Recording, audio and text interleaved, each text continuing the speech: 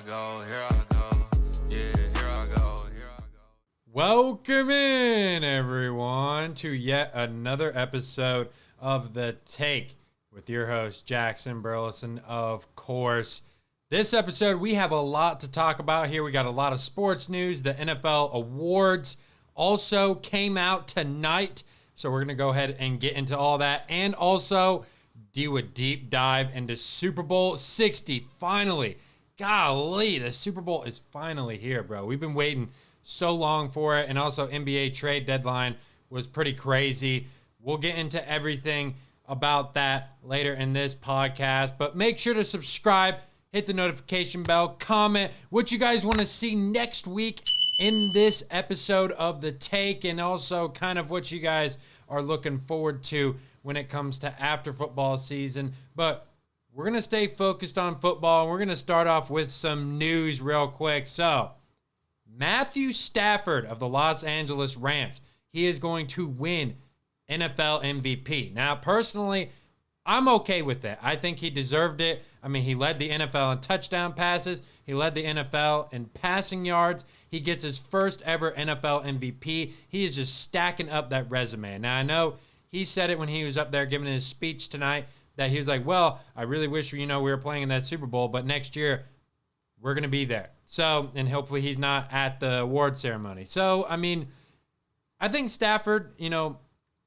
obviously take away all the Bill Belichick stuff, because I think that whole thing is just ridiculous when it came to the Hall of Fame. Just watching, that Hall of Fame class come out for 2026 and Bill Belichick not being in it was just an absolute disgrace to the game of football. I've said that on a video that I did last week, kind of reacting to the news. But, all that aside, Matthew Stafford, he's a Hall of Fame quarterback. I mean, won Super Bowl. Now he's got the MVP. I mean, he's been putting up the numbers his whole career. It's just kind of recently he's been getting the accolades to kind of solidify his legacy a little bit more. And this MVP is another accolade of his that he gets. And I think just kind of looking at, the two candidates, obviously, Drake May, he was in the discussions. I think Drake May's, passing touchdown numbers, I just don't think they were high enough for him to get it. Now, granted, his efficiency was better. His catchable ball rate was better. But I think, when you have better stats as a quarterback, and it's a quarterback award, everybody knows that about the NFL MVP, you're going to give it to the guy who has better numbers. Now, granted, he does have Puka and Devontae Adams he's throwing the ball to, so that does help a little bit. That's kind of why I was thinking, maybe Drake May could get it because his weapons aren't nearly as good. But I respect the decision to give it to Stafford. I mean, this marked the 8th time a QB reached 4,500 plus yards and 45 touchdowns in a season. 6 of the prior 7 won MVP. Drew Brees in 2011 was the exception due to Aaron Rodgers also hitting the marks. But Stafford, he had an 8-game interception-free streak. He was really not turning the ball over there, throwing 28 straight touchdowns without a pick, the longest since 1978 when play-by-play tracking began. So, well-deserved. I have no problem with Matthew Stafford getting the MVP, and I also have no problem. This was a no-brainer. We don't even need to spend time. Defensive Player of the Year, Myles Garrett, he gets it. He breaks the all-time sack record this year with 23. Come on. He's on the Browns, dude. And he's doing this. I mean, dude's already an all-time great. I mean, you can make an argument he's the GOAT pass rusher. I mean, he is. He's so strong. He can do it anywhere. You line him up against any offensive lineman in the game right now, he can cook them. Now, speaking of offensive linemen, I actually did like this award. It's a new award this year, Protector of the Year. Now, Joe Thuney of the Chicago Bears won this award, and I think, it's about time that we had an award for offensive linemen. I think it's kind of been long overdue, in my opinion, because what these guys do just gets so overlooked. I mean, they have to be on the football field, or else a guy like Matthew Stafford can't really look good. Because if you have a bad O-line, it's a long season for you. And I think just having that award just gets the casual fan to appreciate what these offensive linemen do. And I think just Joe Thuney of the Bears getting it, I think, gives a lot of credit to the Chicago Bears, because when they hired Ben Johnson said in his opening press conference that, hey, offensive line is certainly an area and we need to improve on. And now you have a guy from that offensive line, a free agent you picked up, get protector of the year. So I think that really is important when it comes to just the Bears and the foundation they're trying to build. I mean, Caleb was one of the most sacked quarterbacks in NFL history last year.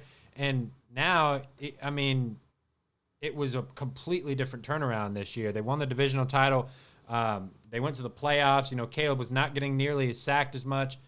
So, and then comeback play of the year, honestly, I agree with this as well. Christian McCaffrey, he gets it. He's been dealing with that Achilles tendonitis and that right knee injury. He was limited to 4 games in 2024.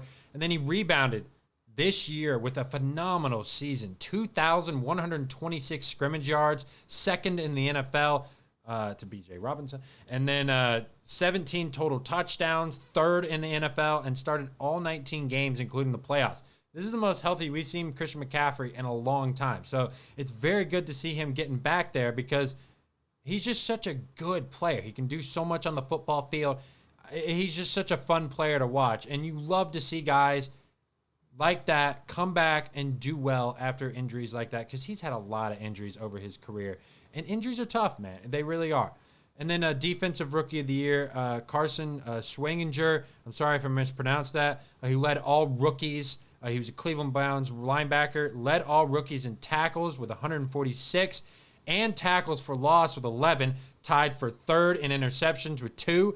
And, he was just kind of a guy that, from UCLA, he was a walk-on player, had a chip on his shoulder in college, gets drafted to the NFL, goes to that Jim Schwartz defense that's just absolutely been amazing and contributes right away. It's really good to see a guy of that caliber. The Browns have always had good defenses. It's the offensive side of the ball that's been really concerning.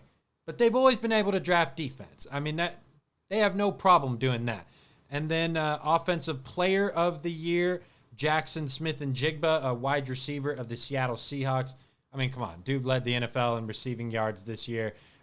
What you've seen him do in the playoffs, we are going to dive into a little bit more of kind of how he's going to impact this Super Bowl 60. But, yeah, he gets, Offensive Player of the Year. He's obviously the guy for that. And then also Offensive Rookie of the Year, I skipped over it, Tet McMillan, the Carolina Panthers wide receiver, 8th overall pick in last year's draft. He led all rookies with 1,014 receiving yards on 70 catches, and it was a Panthers rookie record.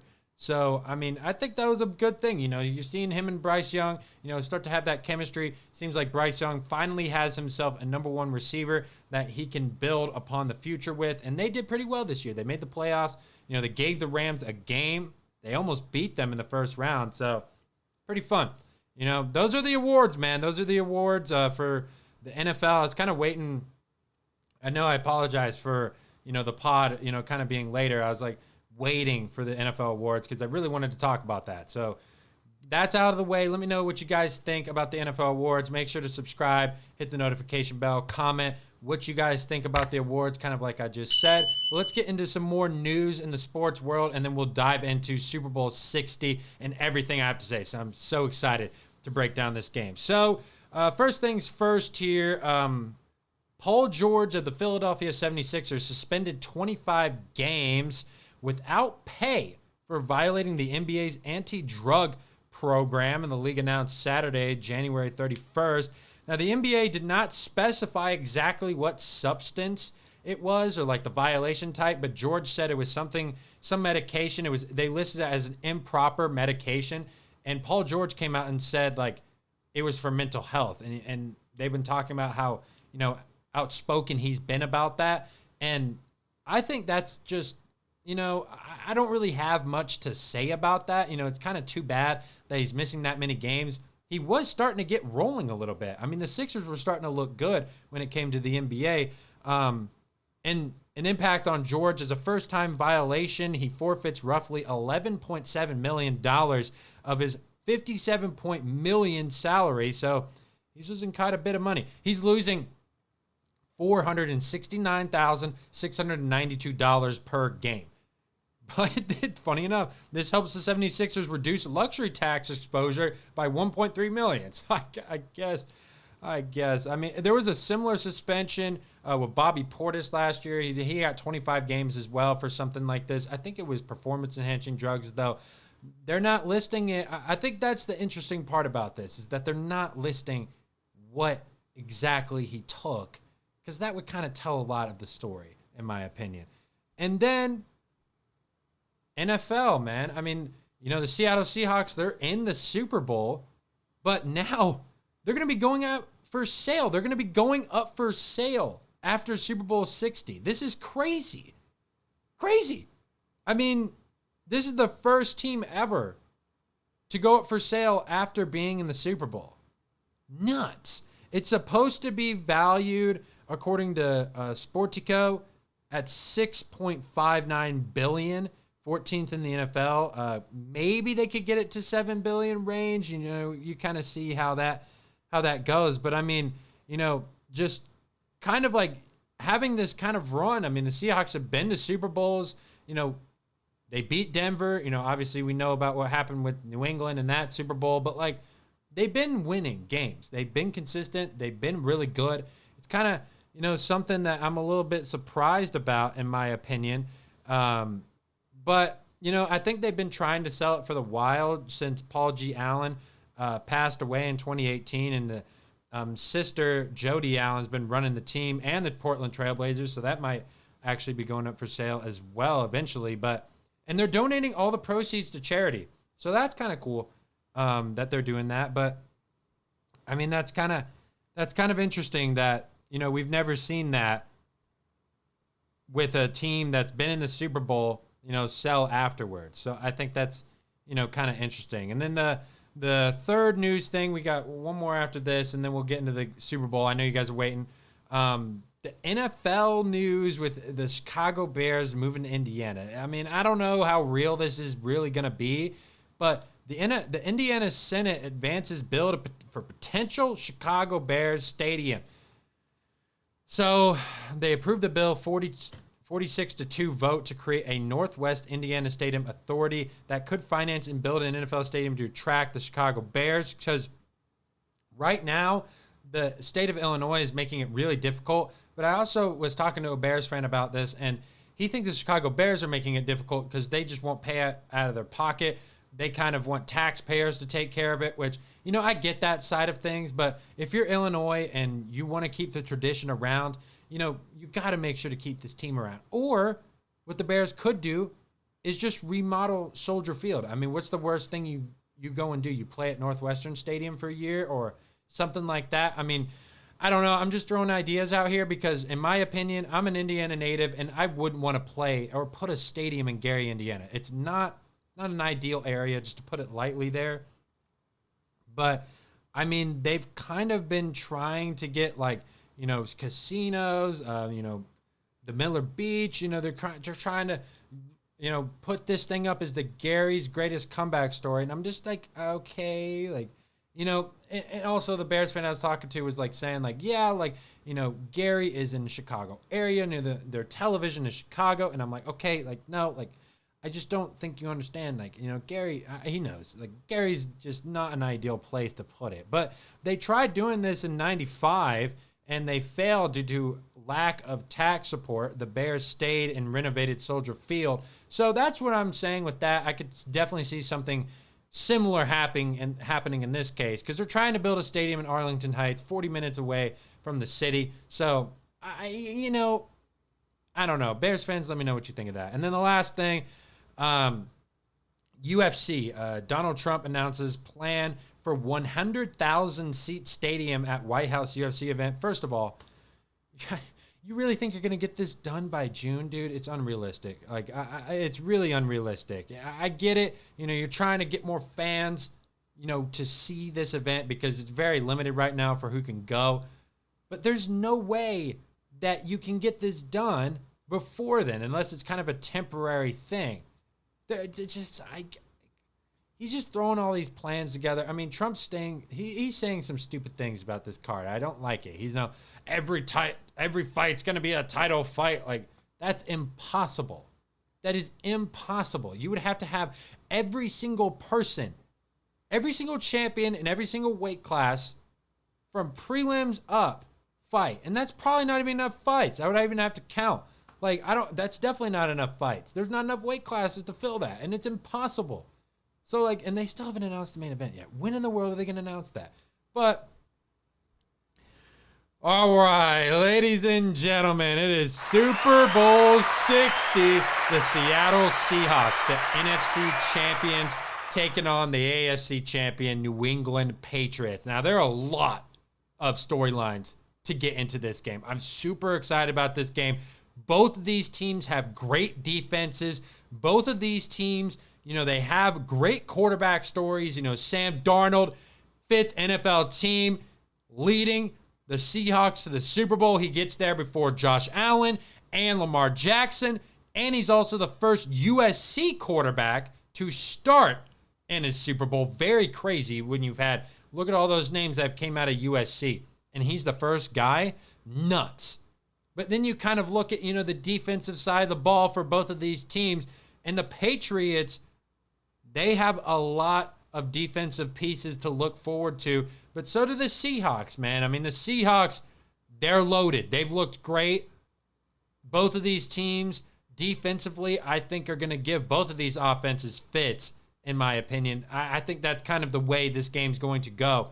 But, kind of just some things to look out for here. So, like, both of these teams did not make the playoffs last year. They were 60-1 odds, both of these teams, to win the Super Bowl this year.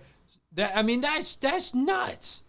That is crazy. I mean, this is also the first time in Super Bowl history with 3 straight rematches.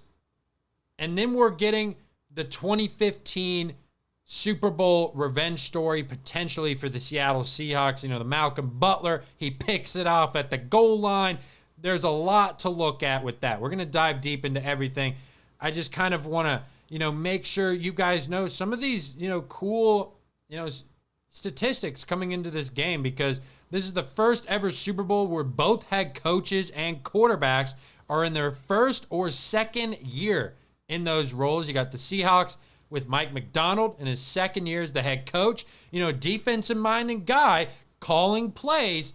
This might be the first defensive-minded head coach calling plays on offense that could win the Super Bowl. And then you also have Sam Darnold, first year in Seattle, and then Mike Vrabel. Obviously, he won Coach of the Year, and now he is a coach trying to go and become the first person ever to win a Super Bowl as a player and a coach with the same franchise. And then you have Drake May, second-year player, MVP candidate this year.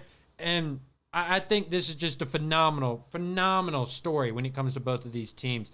And, we've got a couple of sound bites here that I really want to play for you guys. And we've got Mike Vrabel. We've got Mike Macdonald talking about, the Legion of Boom. We also have Drake May, just talking about, adjusting, to the longer halftime and things like that, having Josh McDaniels and Mike Vrabel in his corner kind of telling him what to expect. And then Sam Darnold on motivation. So let's go ahead and play all 4 of these sound bites so you can hear from everybody from Super Bowl Media Day. And then we'll come right back at you and do a deep dive analysis, give you my picks and everything to watch for in Super Bowl 60.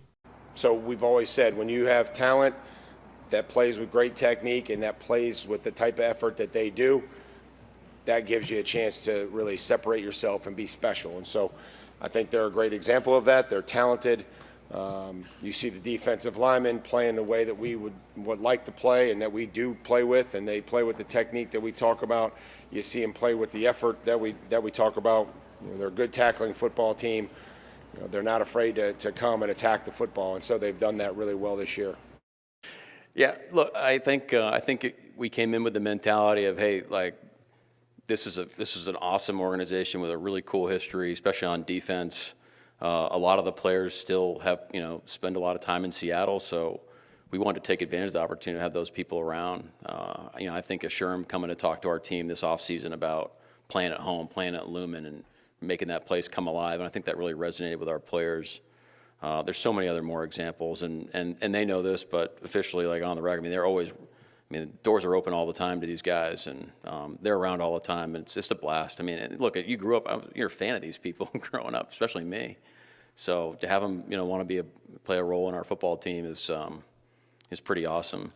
I would say, first of all, I'm very internally motivated, and I understand that, and I know that, I'm going to push myself harder than any, like you said, external force could ever push me, and so that's kind of, again, that goes back to, just who I was, my parents raised me to be, and that's it.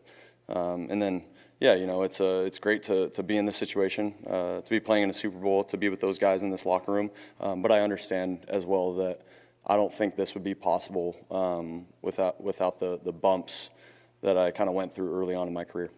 No doubt. He's made a great point, and having him and Coach McDaniels, that coaches me in my position room, just having experience of playing in the Super Bowls and knowing that pre-game's a lot longer. You come in for halftime, it's almost twice or three times as long. Just having the stamina to kind of wait it out and try to keep your body fresh and keep your emotions and mental toughness and mental strength going is going to be huge for us to kind of be at our best throughout the whole game, and knowing that the first half could go one way, and you got a chance to regroup and kind of settle down and come back here in the second half and get it going.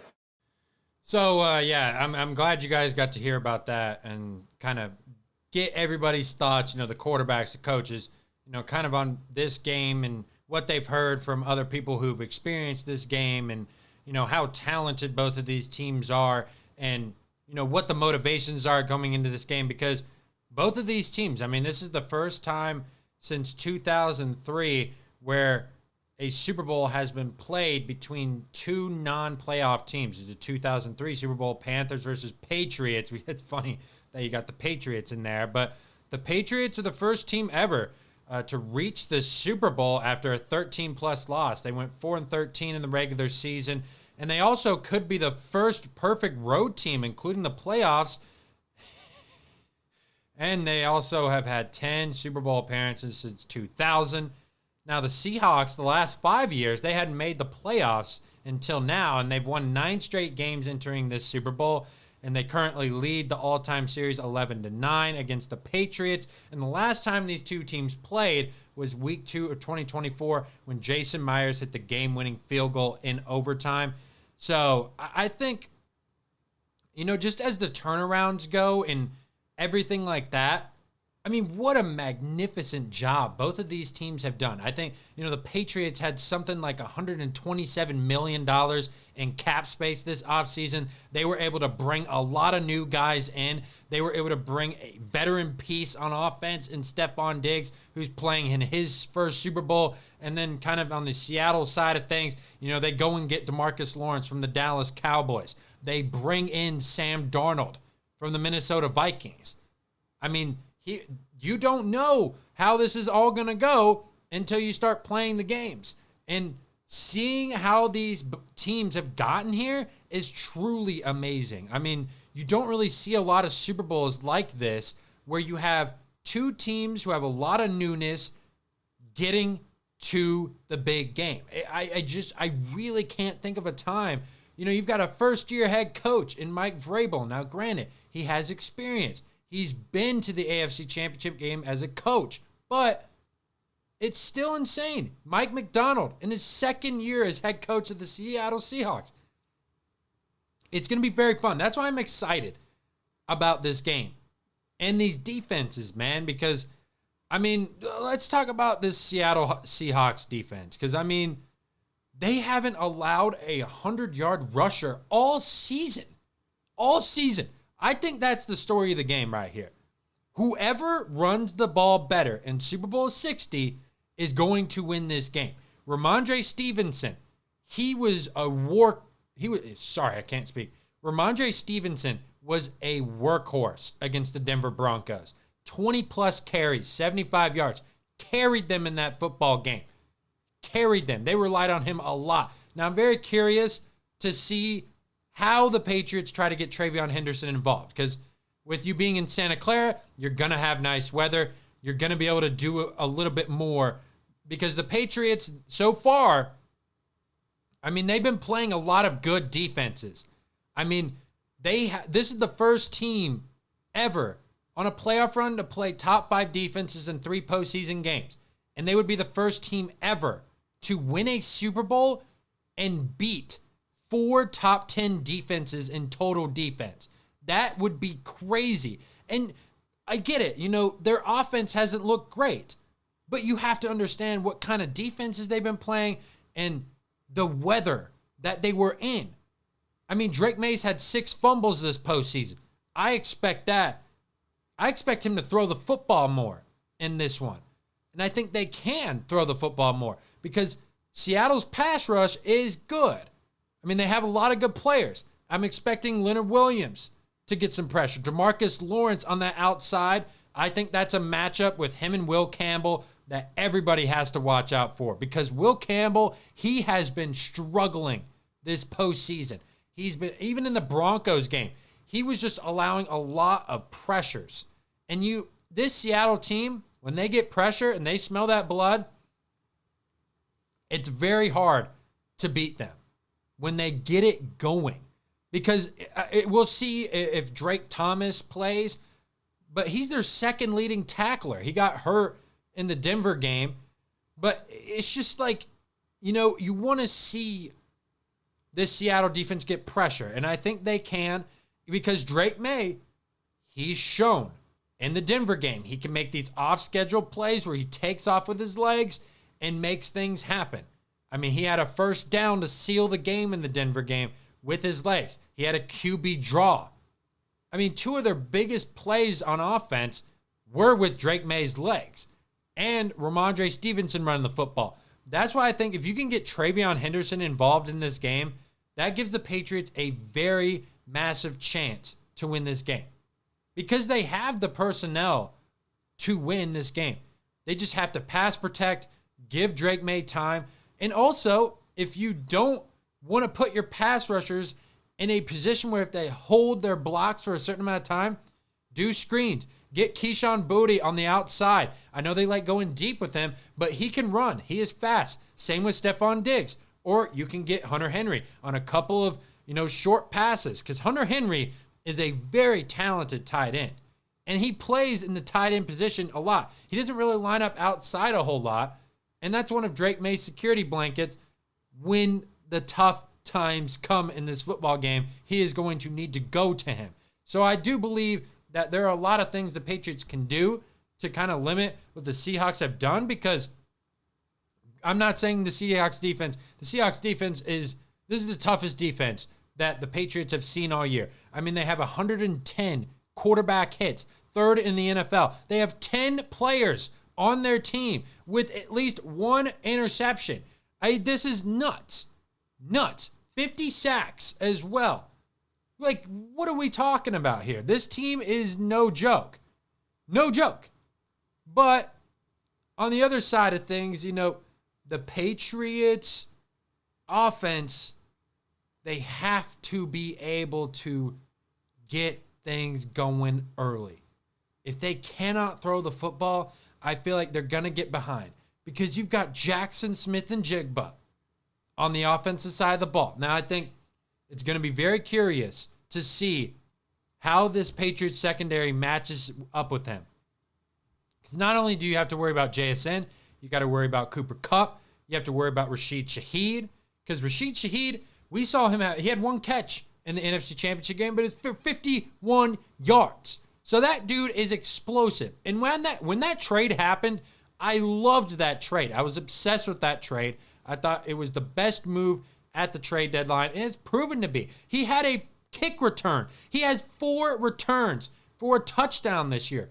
4. But also on the other side, the Patriots, they have Marcus Jones, who did have a pick 6, and he's also a very good player on defense, but he's had 2 returns for a touchdown. So that dude, these special teams, man, they're going to be fun to watch. But I do think if you look at the Patriots,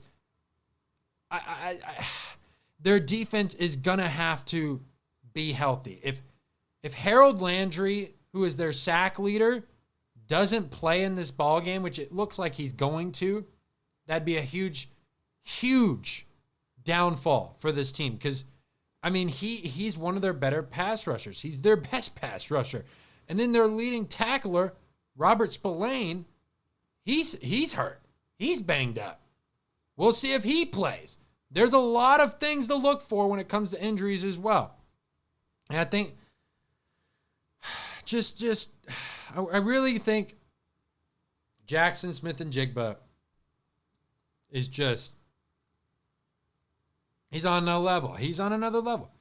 44.1% of his team reception yards.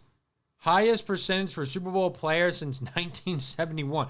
90-plus receiving yards in 14 games. Tied second all time. Because he goes everywhere. They put him in the backfield. They line him up in the slot. They put him on the outside. They have him run a lot of creative routes as well. They have him do a post corner sometimes. They have him do drag and then come back up. I mean, they have a lot of different things they can do with him. And I also think, going back to the run games, Kenneth Walker, he's going to have a lot on his plate. No Charbonnet in this game. He's going to have to pass protect because the Patriots, they have been blitzing a lot more in the playoffs than they did in the regular season. They're blitzing 40% of the time in the postseason. So I think those are just kind of little notes that I'm going to be looking at in this ball game. And I just don't, if you can force Sam Darnold to turn the ball over, which he's had 0 turnovers in this postseason, you're going to have a chance. Whoever wins the turnover battle is going to win this football game. And the Patriots, they did better last week, but they have turned the ball over in the postseason. We have not seen them look clean on offense yet. And I know the AFC Championship game was weather, but in that first half, there was no snow on the ground. They still didn't look that good on offense. Drake May didn't throw for 100 yards. But they haven't scored that much. But their defense is amazing. I mean, you got Christian Gonzalez, JSN. That is such a good matchup, man. Such a good matchup to watch. You got one of the best corners in the NFL against the best receiver in the game. Boom. I wonder how much Gonzo is going to follow him around. Are they going to attach him to him, or are they going to keep Gonzo on one side of the field? I'll be very curious to see kind of how they do things and what they decide to do. And if the Seahawks line up Smith-Njigba in the backfield, will they have some trick plays up their sleeve? Is that going to happen? Are we going to see something like the Philly special? Like, we have to think of these things. I mean, you could totally put Sam Darnold under center, have Smith-Njigba in the backfield, toss it back, have Sam Darnold do something like Nick Foles did, audible over, no one's going to see it coming. You could totally see something like that in this game. You have 2 weeks to prepare for these kind of situations, so you're obviously going to add something that this team is not going to be able to see on tape. You just want to give them new looks because it throws defenses off and they don't know what to do. And it also throws coaches off because they're like, well, we didn't prepare for this. Well, there's some things in the Super Bowl that you cannot prepare for, and that's kind of the nature of the NFL. And that's why I love this game so much, because you get to be creative in these 2 weeks off that you do have. You get to get healthy. You get to enjoy the Super Bowl and all that's going on. And I think it's just such a cool story that, Drake May, when he saw Peyton Manning's last game, his dad took him to Santa Clara to see his favorite team, the Carolina Panthers, play in the Super Bowl. Now, fast forward to 2026, he is playing in it in the same stadium. I mean, that is awesome. North Carolina kid, he has all, I've been obsessed with him as a prospect and obsessed with him as a player, even his rookie year, just the things he was doing. I'm like, this kid's going to be good. But now you're kind of seeing it. I mean, he can be the youngest quarterback ever to win a Super Bowl. Younger than Dan Marino. Now, let's see if he can get the job done. But There's just so many historical factors in this game. And I think, 10 years from now, when you see the landscape of the NFL and all these young players, we're going to be looking at this game right now and saying, hey, this was the start of the new era in the NFL, okay? Because you got no Mahomes. You have no premier guy that's normally in the Super Bowl. And the Seahawks and Patriots are back. They've been good, but they rebuilded. Now they're starting to get back to form where they can actually win Super Bowls and compete for championships. And this team, both of these teams are well built. Well built. And I think just kind of looking at, Drake May's stats, I think, obviously his completion percentage is down in the playoffs. Regular season, 72% completion percentage. Playoffs, 55%. He's got to get more efficient with it. And it's going to be difficult. I think it's going to be difficult against the Seattle defense, but if they can do something similar to what the Rams did, and I know the Rams are a very different offensive team than the Patriots, but if they can find ways to expose this secondary and get explosive plays, get Booty on a deep shot, take shots on first down. Don't be afraid. And also one thing as well, don't be afraid to take shots on first down, but the Patriots have to get better on third down. They have not been that great on third down in this playoffs. They really haven't. I think they're converting on like 32% of their third downs in this postseason. Not good at all. So you have to get that number up in this game. Third downs are huge. The Seahawks in the Rams game, they were phenomenal on third down. Because you can't be punting the ball to this offense. Because in my opinion, this Seattle offense is better than this Patriots offense. It just is. And the Patriots defense is good. I think they can hold Seattle, a little bit. But you have a lot to worry about. Cooper Kupp is a big-time player in this game. He's been to the Super Bowl. He's been a Super Bowl MVP. And now you're kind of seeing him mentor Jackson Smith and Jigba. I think he's going to have a huge impact on this game. I think Cooper Kupp's experience, if Sam Darnold needs a go-to target in this game, book it. It's Cooper Kupp, man. It's Cooper Kupp. But I think the interesting stat with Sam Darnold is he's one of 7 quarterbacks with 30-plus wins in a 2-season span. But he's also he's also 0-4 in his career versus the New England Patriots. He's thrown 1 touchdown, 9 interceptions against these guys. I know different Sam Darnold, obviously, in this time, but I don't know. Maybe that pattern continues. Does he go 0-5? I don't know. You know what I mean? And he didn't see ghosts in this postseason, so that's a good sign. But he's also playing with an oblique injury still, so you got to give the guy a little bit of credit. He's playing through some pain. He's still throwing the football. But if the Patriots can get pressure on Sam Darnold, we've seen what he doesn't do because he's not a mobile quarterback. He can't take off and run like Drake May can. So if you can collapse the pocket early and stop this run game, it makes this Seattle offense very one-dimensional because they're going to have to pass the football. I think the Patriots can really win this game, and I'm picking the Patriots to win this game. I think defensively, I think they're going to have a lot of things prepared for Jackson Smith and Jigba, and I think they're going to have a lot of things prepared to get after the quarterback and make sure Sam Darnold is not comfortable because the Patriots have a good pass rush. And also, I think New England can run the football, and there's no way that Drake May is any worse than he was in the last 3 postseason games. Drake May, at worst, throws for 170 yards and a touchdown.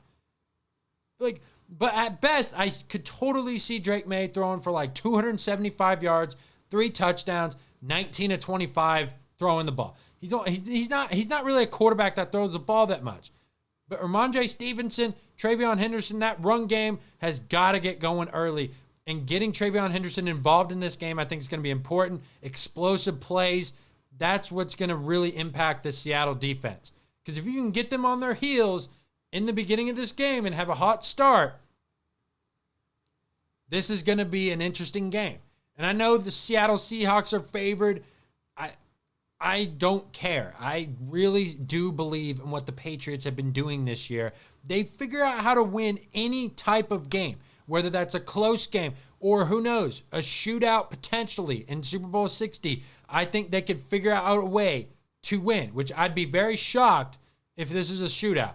I'm going to go Patriots win 21-17. I expect both of these defenses to really make an impact on this game early. Expect a low-scoring first quarter because I think both of these offenses are going to try to find their legs a little bit. Second quarter, maybe the Patriots and Seahawks get on the board 10-10 at halftime, something like that. I think we could see something along those lines. Patriots come out hot. They get on the board 17-10, and then the Seahawks, they tie it. Maybe even a 2017 game where the Patriots can win by a field goal. I could totally see something like that happening in this ball game. Scrap the 21-17. I'm going 2017. Patriots are going to win this football game. This is going to be the franchise's 7th Super Bowl. Crazy, right? 6. Now you got 7. Sorry, I had to say that, guys. But the last 5 games, the Seahawks have beaten playoff teams. And we kind of mentioned, Josh McDaniels, he has like Super Bowl experience. And then also this dark side defense, man. What are they going to do? They're getting advice from the Legion of Boom. They're in the right spot when it comes to this game and getting this done. But, man, let me know who you guys got in Super Bowl 60. Make sure to subscribe, hit the notification bell, comment who you guys got in this game. Hopefully, I kind of addressed a lot of things that you guys are thinking of. If I missed something, please let me know in the comments what you think the keys of the game are going to be. Because I think there's a lot of things that can happen. I mean, I could be totally wrong on everything I said, but I do think that there are a lot of matchups to watch. There's a lot of things to kind of look out for when it comes to these coaches. They're both defensive minded. That's kind of why I think these defenses are going to have an impact. It's not going to be a crazy high-scoring game. 2017, I think that is a pretty reasonable final score. Patriots win. And I think these defenses are going to really create problems in this game. I wouldn't be surprised if both of these offenses turned the football over and had some miscues at the beginning of the game. But, anything can happen in the Super Bowl, and I'm really excited for it. I know a lot of Patriot fans are listening. I know you guys are thinking, oh, yeah, it's good. We're getting the 7th Super Bowl ever. But, I think I've been picking you guys the whole time. But the Seahawks, man, they're a damn good football team. This is going to be fun. This is going to be really fun to watch, man. Really fun. These referees, we'll see how they call this game. Are they going to call it a tight game? Are they going to be loose and let these guys play? Because, some guys were complaining about the Reek Woolen taunting penalty last week in the NFC title game, going, oh, that's soft. You shouldn't be calling that. Let the guys play. I agree. You go back to the 2023 Super Bowl with the Eagles and the Chiefs, and they called that pass interference. I think it was a holding call, and the game ends like that. You don't want to see a Super Bowl end in that kind of fashion. We'll see. Sean Smith is the head referee. His first Super Bowl. That's what it says when I looked it up.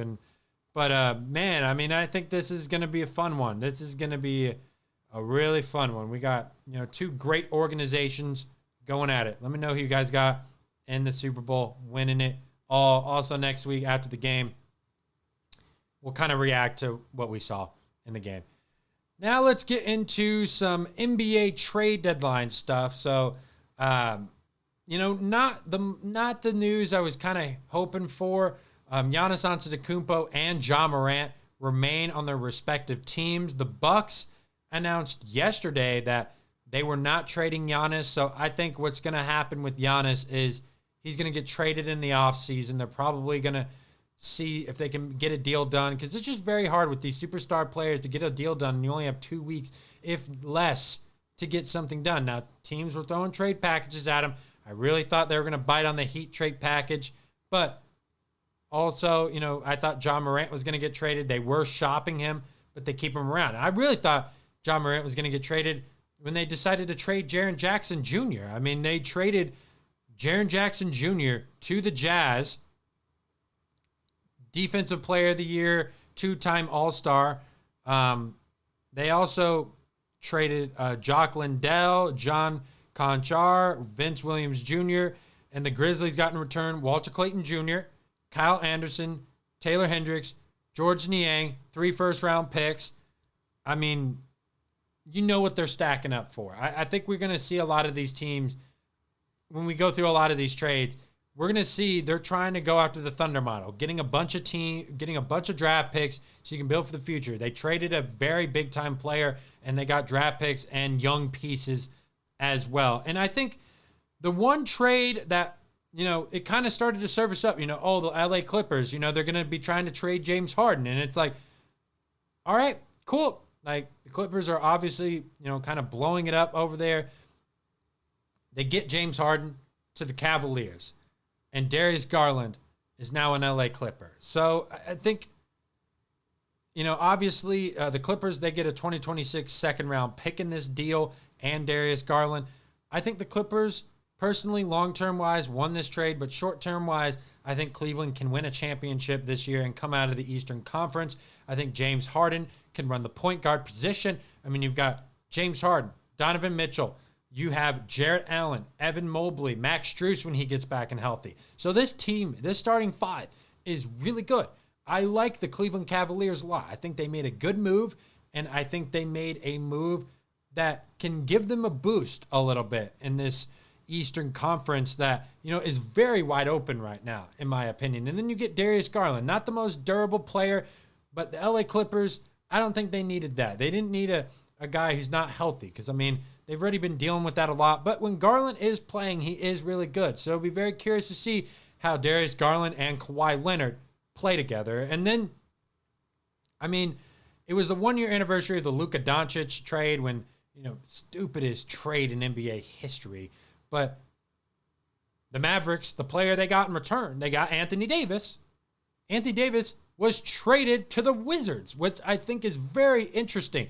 The Wizards, they trade for Trae Young and Anthony Davis this year. So they're obviously cooking something up in Washington now. Now, granted, they're probably not going to make the playoffs this year, but next year, keep an eye on this team. When they're healthy, this team is very, very good, especially in the Eastern Conference that is weaker than the West. But, the Mavericks got a lot in this trade. A lot.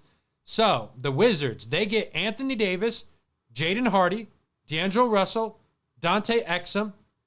And the Mavericks, they get Chris Middleton, A.J. Johnson, Malachi Branham, Marvin Bagley III, 2 first-round picks, and 3 second-round picks. That is a haul.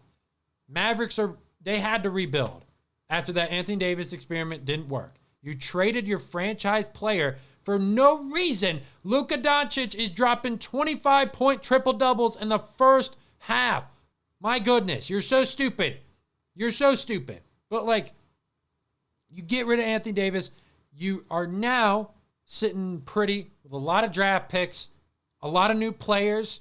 Don't know why Chris Middleton was in the trade. That really didn't make a lot of sense for Chris Middleton to be in the trade. If you're the Wizards, you try to keep him around. He's got championship experience. What are you doing?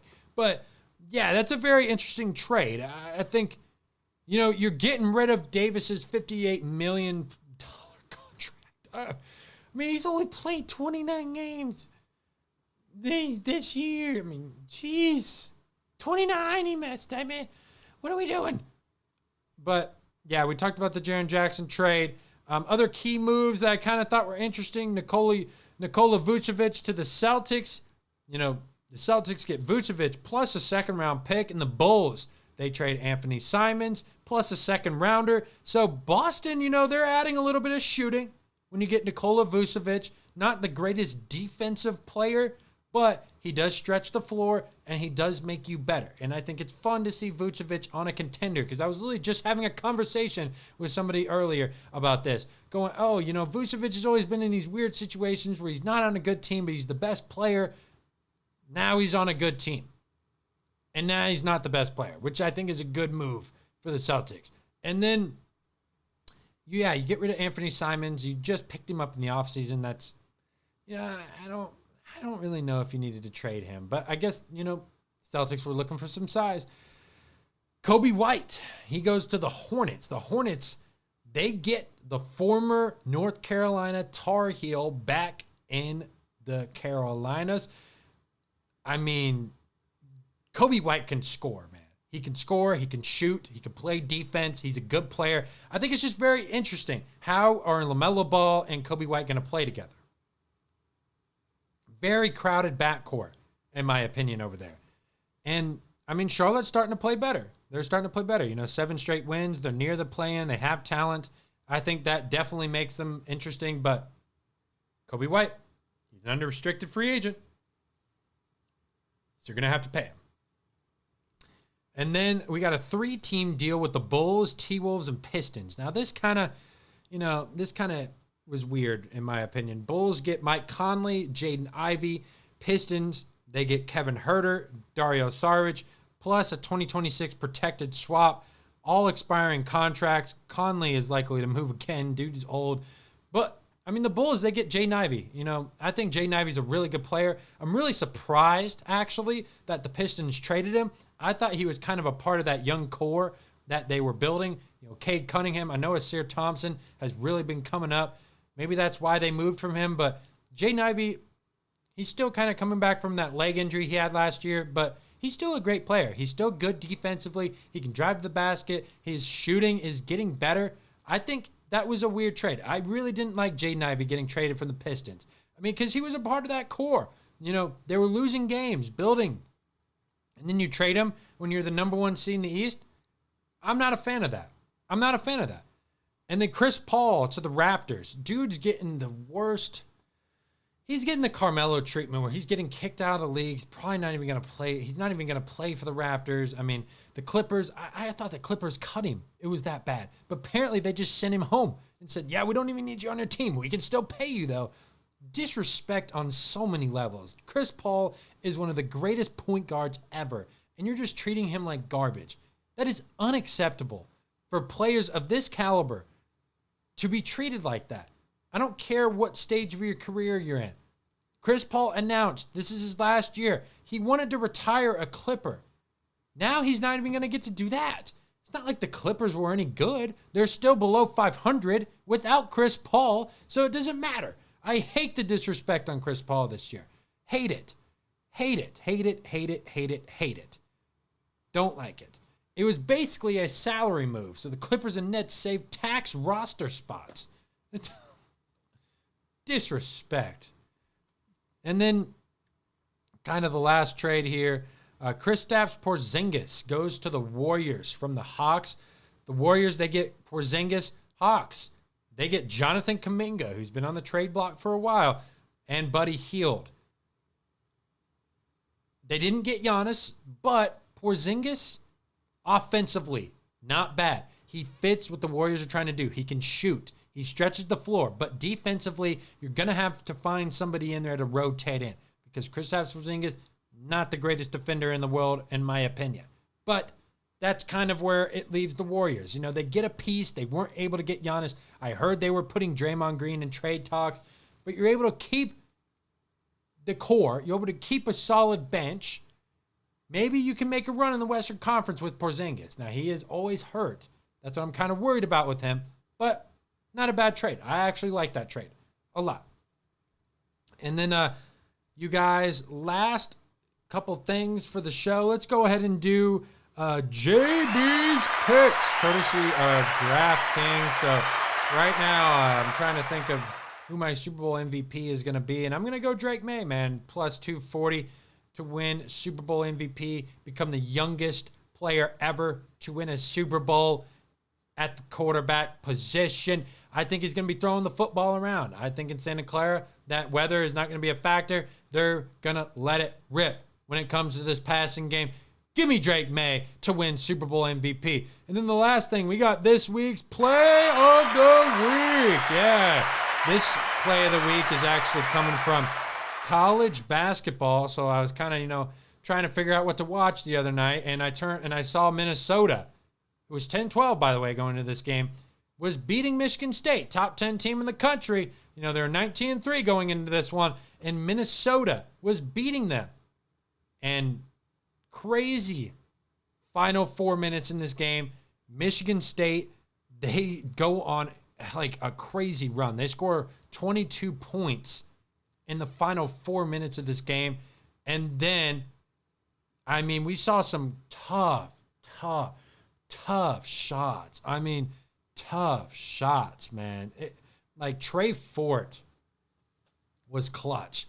Hit a 3 to make it a 2-point game in the corner. This is this week's play of the week. Michigan State was hitting some tough shots. Goodness, I kept sitting there going, man, this is nuts. Like one of the craziest college basketball games I've seen this year. But this is this week's play of the week. Trey Fort, clutch 3-pointer in the corner versus Minnesota. Getting downhill. Corner 3 on the way is good! Trey out before he got rid of it, and then here, that's good defense from Isaac Asama. Stays attached. Trey Fort made a... So yeah, that's this week's play of the week. Minnesota snapped a 7-game skid as a 7.5 underdog. Their first win over a top 10 AP team since January 2021 versus number 7 Michigan. Michigan State, they've lost 2 straight. They just lost to Michigan, and then they lost to Minnesota. So not the greatest loss for Michigan State, but also, they just weren't playing that well. It was kind of one of those games where, they were playing from behind a lot and they had to get back into it somehow, and it just didn't work out in their favor. But yeah, we'll get into more college basketball and NBA as kind of, football season unwinds. But I appreciate you guys listening to this episode of The Take with your host, Jackson Burleson. Make sure to hit the subscribe button, like this video, comment who you guys got winning the Super Bowl, what you thought of the NBA trade deadline, and also what you thought of the NFL awards and some of the sports news we talked about. But I'm Jackson Burleson. Thanks for watching. Peace. Talk to me, baby. Talk to me nice. I'm from another world, baby, yeah. Broadway paradise. They think I'm way too cold, cause I put my